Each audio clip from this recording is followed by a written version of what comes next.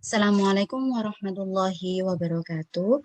Perkenalkan, saya Ririn Fatmawati, dosen Prodi Pendidikan Bahasa Inggris, Fakultas Keguruan dan Ilmu Pendidikan Universitas Islam Lamongan. Kali ini saya ingin memaparkan materi tentang eh, sastra anak dalam pembentukan karakter.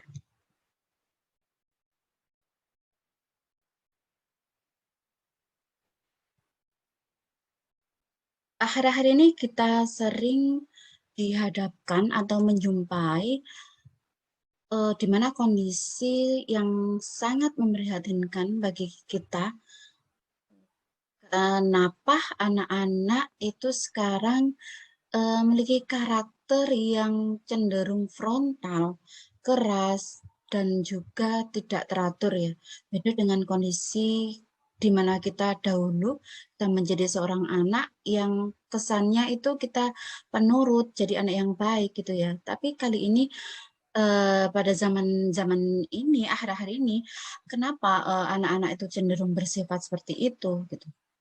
Nah, ini saya di sini ingin menghadirkan sastra untuk membentuk karakter seorang anak itu sendiri. Apa itu sastra anak? Ini adalah sastra yang diperuntukkan atau sarana untuk mengajarkan anak yang bersifat lisan, tertulis, dan juga aktivitas. Biasanya kita sering menjumpai karya sastra itu berupa novel, berupa puisi, dan lain sebagainya. Ini menurut Rusdiana, karya sastra adalah karya seni yang imajinatif dengan unsur estetisnya dominan yang bermediumkan bahasa, baik lisan maupun tertulis yang secara khusus dapat dipahami oleh anak dan berisi tentang dunia yang akrab dengan anak-anak.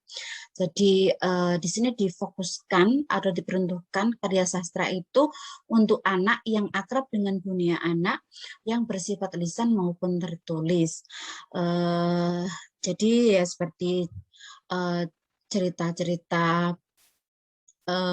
apa Cinderella, cerita Timun Mas, atau cerita-cerita yang lain yang diperuntukkan untuk anak, yang sasarannya adalah anak, dibaca untuk anak.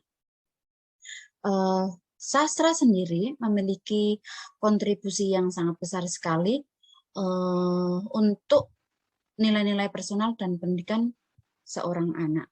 Menurut Nurgianto 2005, di sini nilai personal itu apa saja?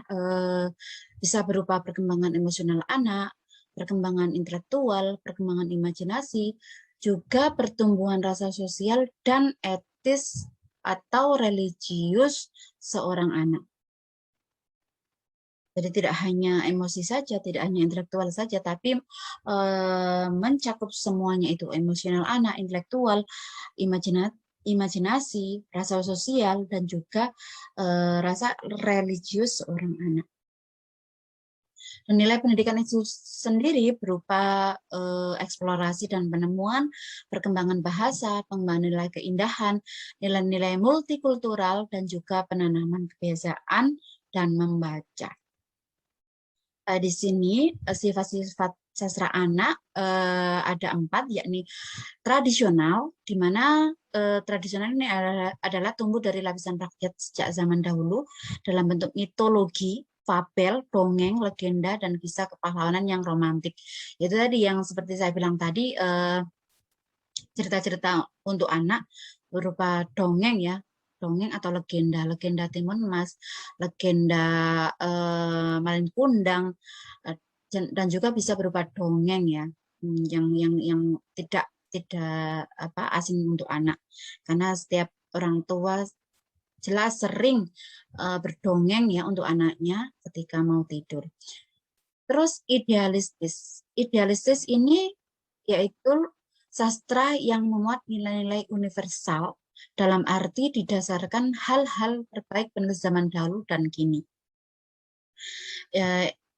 di dalam idealistis ini berupa nilai-nilai universal ya, yang lebih universal lagi, dalam arti berdasarkan hal-hal yang terbaik penulis zaman dahulu dan juga kini, tidak hanya zaman dahulu saja, tapi juga bisa merunut karya-karya pada saat ini. Yang ketiga adalah populer. Ini adalah sastra yang berisi hiburan dan menyenangkan anak-anak. Misalnya yaitu tadi ya, kayak apa namanya, dongeng atau kepahlawanan, cerita tentang kepahlawanan yang bisa menghibur dan menyenangkan untuk anak-anak. Yang terakhir adalah teoritis. Teoritis ini yaitu yang dikonsumsikan kepada anak-anak dengan bimbingan orang dewasa, serta penulisnya dikerjakan oleh orang dewasa pula. Nah, ini adalah ya tidak, ini tidak jauh beda dengan sifat-sifat yang sebelumnya ya, karya yang dibimbingkan oleh orang dewasa juga dihasilkan oleh orang dewasa pula. Sastra memiliki peran penting, yakni mampu menunjukkan kebenaran hidup. Sastra dapat memperkaya rohani, sastra memiliki kesantunan dan berbahasa, dan sastra menjadikan manusia berbudaya. Itu tadi ya, kenapa kok saya di sini memaparkan atau mengambil sastra sebagai pendidikan karakter, karena sastra itu sendiri adalah berperan penting.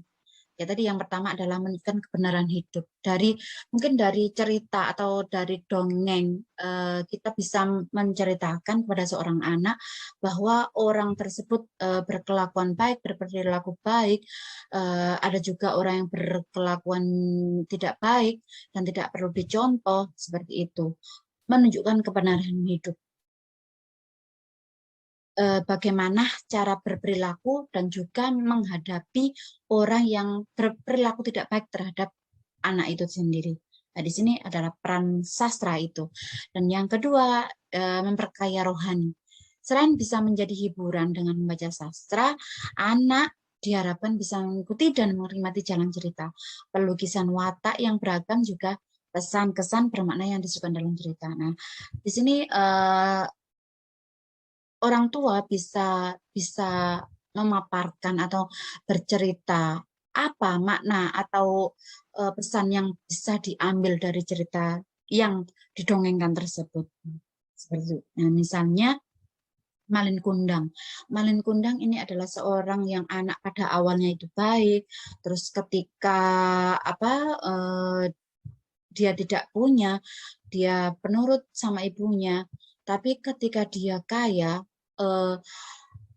sifatnya itu berbalik 180 derajat, menjadi anak yang sombong dan juga tidak menghormati orang tua. Di sini orang tua bisa mengambil pesan itu, bahwa sifat dari Malin Kundang ini yang ketika dewasa itu tidak boleh ditiru gitu. Karena hormat dan patuh sama orang tua itu adalah wajib bagi anak, ya. Dan juga sastra memiliki kesantunan berbahasa. Nah, kita bisa menjumpai sendiri ya, karya-karya itu ditulis dengan bahasa yang sedemikian rupa, yang tersusun secara tepat dan mempesona, sehingga anak itu bisa tersihir gitu ya. Anak juga dapat belajar tata krama, santun berbahasa dalam pengungkapan kata-kata seorang sastrawan. Yang terakhir adalah sastra menjadikan manusia berbudaya. Kenapa? Karena manusia yang berbudaya adalah manusia yang cepat tanggap terhadap segala luhur dan indah dalam hidup ini. Yang berbudaya maksudnya di sini adalah yang bersikap atau berperilaku baik, menunjukkan perilaku yang luhur gitu ya, yang indah dalam kehidupan sehari-hari. Nah, di sini karakter sendiri itu akan terbentuk dari 3 pemahaman yang disebut triangle relationship, yaitu hubungan dengan diri sendiri, intrapersonal, dengan lingkungan, hubungan sosial dan alam sekitar, dan hubungan dengan Tuhan Yang Maha Esa, spiritual. Secara intrapersonal, sosial, dan juga spiritual. Itu adalah pemahaman dari sebuah karakter. Nah, ini disebutkan ada 9 pilar karakter ya, yaitu cinta Tuhan dan segenap ciptaannya, kemandirian dan tanggung jawab, kejujuran atau amanah, bijaksana, hormat dan santun, dermawan, suka menolong, gotong royong, percaya diri, kreatif dan bekerja keras, kepemimpinan dan keadilan, baik dan rendah hati dan toleransi, kedamaian dan kesatuan. Nah, ini adalah karakter-karakter yang bisa ditanamkan kepada anak ya melalui cerita-cerita yang saya paparkan tadi, yaitu karya sastra berupa cerita, dongeng, legenda, novel, cerpen dan lain sebagainya. Itu bisa kita ajarkan kepada anak melalui pembelajaran yang fun, yang menyenangkan, yaitu melalui sastra anak tadi. Nah, eh, makanya kenapa saya di sini mengambil sastra, karena sastra itu bersifat menyenangkan, indah gitu ya. Jadi sehingga lebih mudah atau bisa diserap untuk anak. Eh, apa ya, bisa bisa eh, kena langsung di hati anak itu ketika orang tua berdongeng, terus diceritakan cerita-cerita tentang tokoh-tokoh yang berpengaruh di daerahnya, misalnya tentang Wali Songo, misalnya tentang Sunan Derajat, apa sifat-sifat yang baik, apa karya-karyanya, dan apa ya perilaku-perilaku yang bisa dicontoh untuk anak dalam kehidupan sehari-hari, berupa eh, tadi ya karakter diri sendiri, karakternya dengan masyarakat atau sosial, dan juga dengan Tuhannya, yaitu secara spiritual. Itu kita bisa tanamkan karakter yang baik-baik tersebut melalui cerita, yakni sastra, karya sastra untuk anak itu sendiri. Terima kasih. Mungkin cukup sampai sini pemaparan saya.